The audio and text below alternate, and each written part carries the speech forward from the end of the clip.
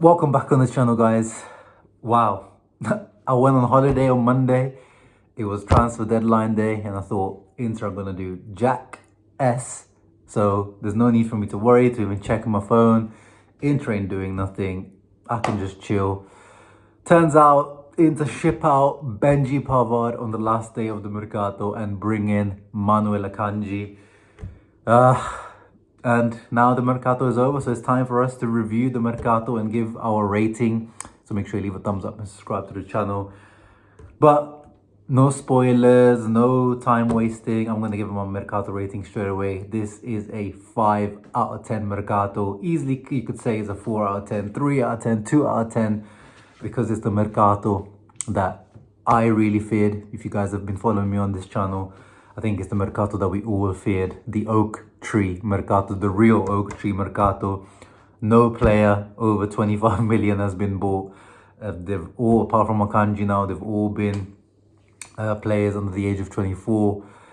Cheapskates. We've actually managed to reduce the squad cost and the squad salary. So, you know, the beginning of the summer, I made a video, Excel sheet. I'll have to update it.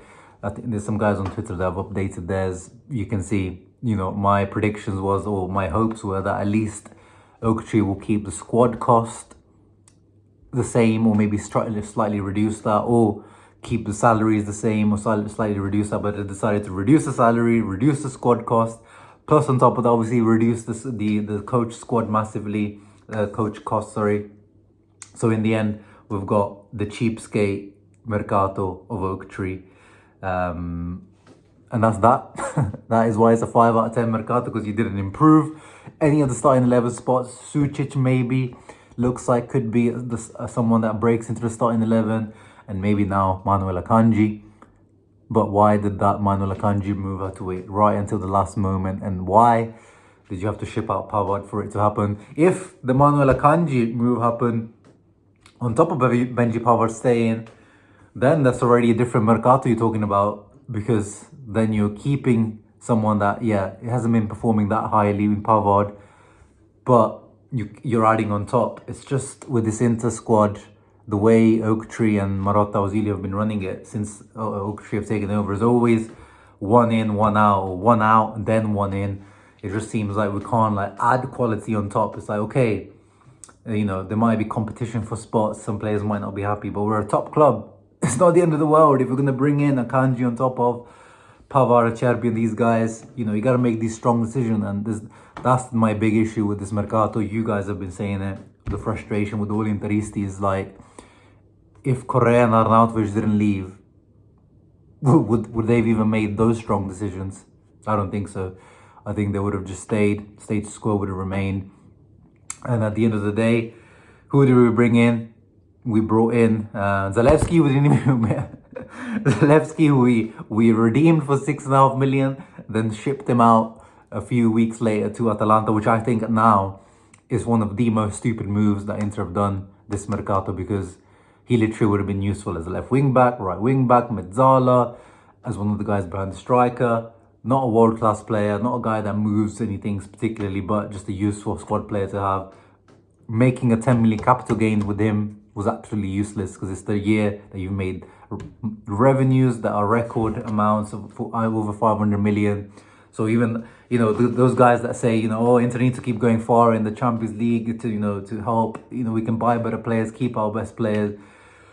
It's still, we end up suffering anyway with this type of Mercato. So it's like, we can never win Interisti as fans. We had good owners in Suning, but then COVID hit them and they became useless, or they even became, you know, a net negative for Inter, because we had to keep selling players and buy free transfers. But then that worked for that time. But now we finally doing well financially. We're going to turn a profit this year for the first time ever since I'm supporting Inter, and we're owned by a multi-billion pound dollar investment fund. But it's an investment fund, so they don't really care about nothing on the sporting factor as long as we remain top 4 in the Champions League.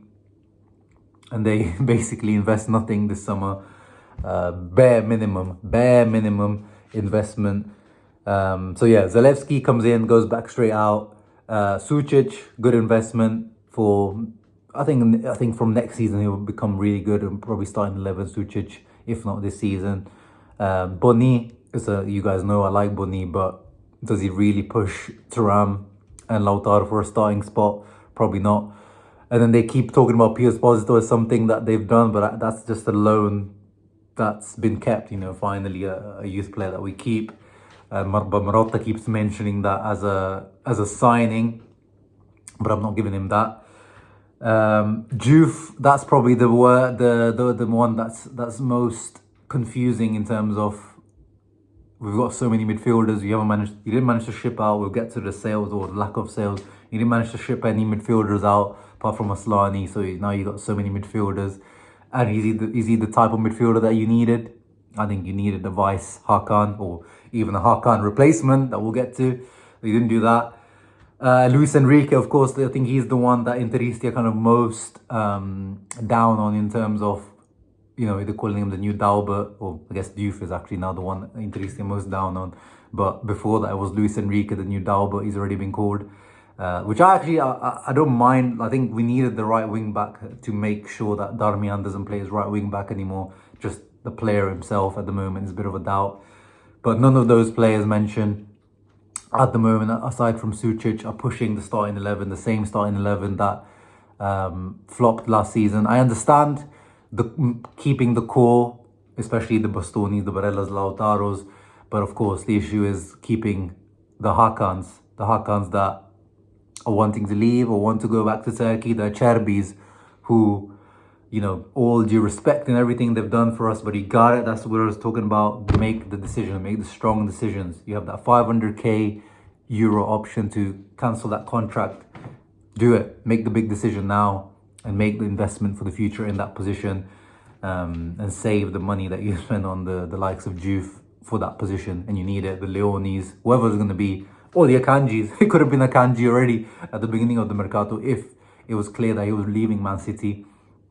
But yeah, I think, and then the big issue is the selling. You're not able to sell Hakan, but should you have taken, if the offer was there on the table for 15 million euros?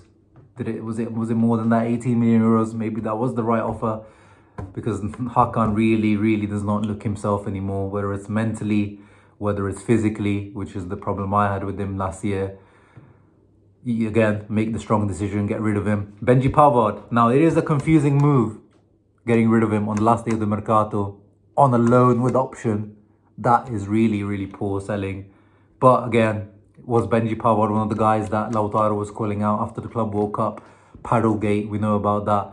His behavior, when he came, he was Benji L'interista. He came with a lot of Interismo on him. It was quite surprising, actually. He's a player that I've said when we signed him, I liked his profile. Like when we signed him, I was like, okay, this is actually fits into better than Skriniar in Inzaghi's system. But there was something always intangible about Pavard that I've never liked. And it's kind of come out in the second year. There's something broke with Pavard over the last year or so. First year impact was amazing. Came in, became an upgrade on Skriniar, the ball playing, the defensive side as well. But then last season, he finally scored a goal against Bayern Munich, that massive moment. But apart from that, he wasn't really adding much when he was starting on the ball, and defensively there were a few lapses. Bisek even, started a lot of big games instead of him, which maybe is the reason why he started having, mal di pancia, as they call him in Italian. But again, you weren't able to deal with that situation properly. You didn't manage to sell him, and on the end of the last day of Mercato, you sell him on a loan with option to Marseille. That's another failure. Aslani, that was kind of caused by Aslani himself refusing anything outside of Italy. Obviously, that reduces what you can get in Italy. Zielinski, you weren't able to sell. Instead of Pavard, you could have sold Bisek. Apparently, Gazzetta, I think Libero, one of the papers claimed that Crystal Palace's offer was raised from 32 to up to 40 or 42 million euros, which I don't believe. I feel like if it was above 40 million, Inter would have sold him. So you weren't able to do that as well. The only players you were able to sell were the younger ones, like the Buchanans, the Stankovic's. Taremi, at the end, you managed to sell. The whole Lookman saga that frustrated us Interisti, I think that is a big issue in terms of Marotta, Ausilio, what was leaked.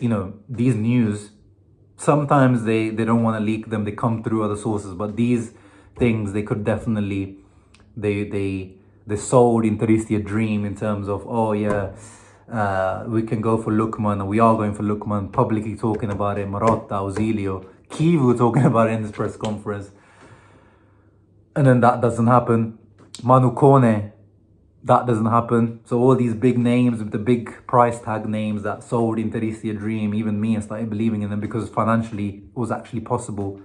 It wasn't a lie. They could pull these things off, which actually frustrates us even more, which makes this Mercato so much more frustrating. The Mercato that we thought was going to be the one after the end of last season to bring the enthusiasm back, bring the motivation back, bring some refreshed energy back, which has been brought, which is why I'm not giving it such a bad rating as I've seen other people give. I think 5 out of 10 is fair, because at least there's one decision, at least keeping Pio Esposito, whatever, it was probably Oak Tree decision or Oak Tree motivated youth obsession, that at least we keep him. I like the Boni signing, I like the Suchi signing, I like the Akanji signing. In the end, as I said, if it was Akanji on top of Pavard staying and competition for the spots, we'll get into Akanji as well in terms of some form of, it won't be like a scouting report. I feel like he's well known enough. I don't need to be a scouting report, but just to see how he fits in. I'll do a video on that when I get back home this weekend. But I like that signing, but it's in the context of everything on the last day of the Mercato, it's not particularly great how it's all worked out. And we saw the issues with the Acerbi, on match day 2 against Udinese as well. And that's going to be a long season if we're going to always play with Acerbi there.